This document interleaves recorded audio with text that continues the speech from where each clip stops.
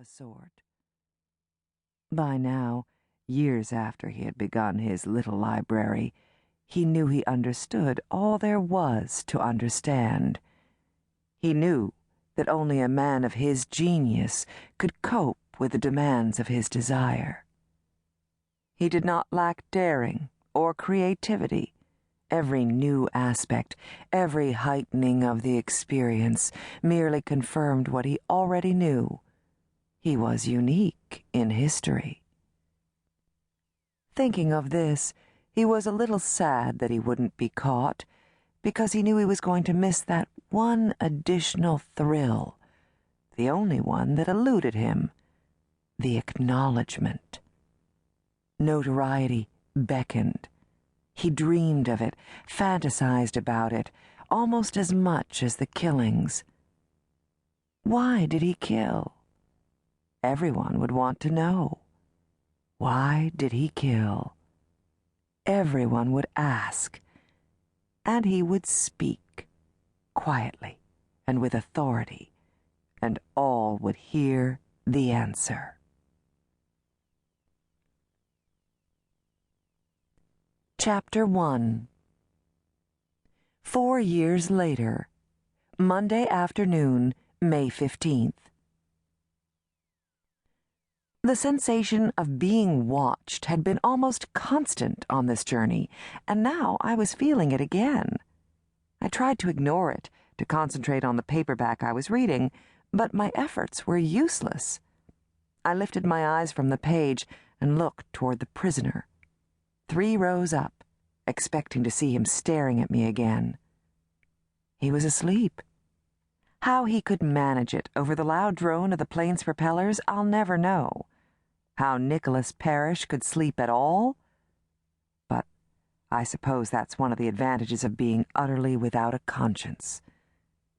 So, if Parrish wasn't the one eyeing me, who was? I glanced around the cabin. Most of the men, even those who were not sociopaths, were sleeping. 2 of Parrish's guards were awake, but not looking at me. The other 2 napped. I turned to look behind me.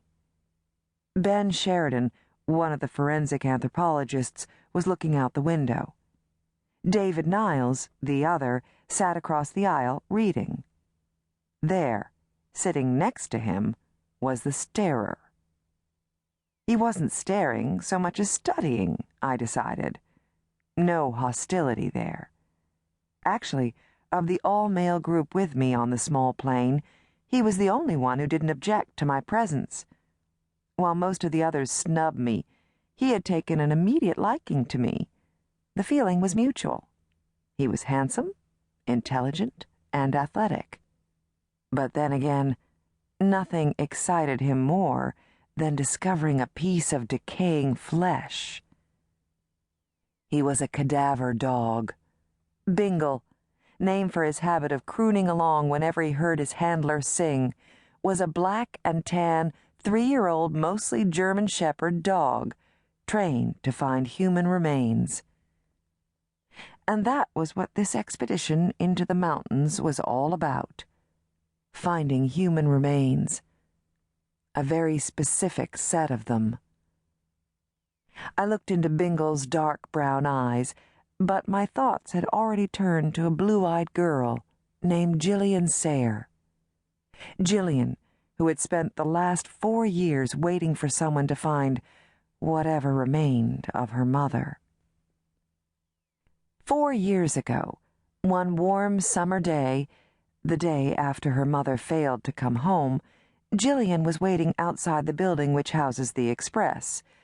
I was with a group of co-workers on our way to lunch. I saw her right away. She was tall and thin, and her hair was cropped short and dyed the color of eggplant. Her face was pale. She was wearing dark brown lipstick and lots of eyeshadow, which only accentuated the nearly colorless blue of her eyes.